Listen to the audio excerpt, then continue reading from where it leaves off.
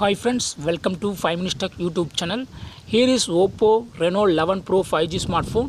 In this video, you will learn how to open camera without entering into your phone Oppo Reno 11 Pro 5G. First of all, lock your screen, okay?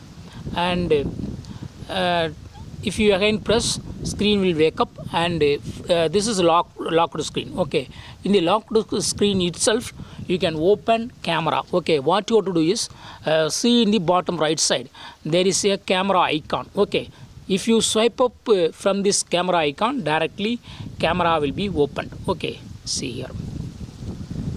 So to open camera of your phone, no need to enter into your phone, there is no need of password or pattern that you set, okay?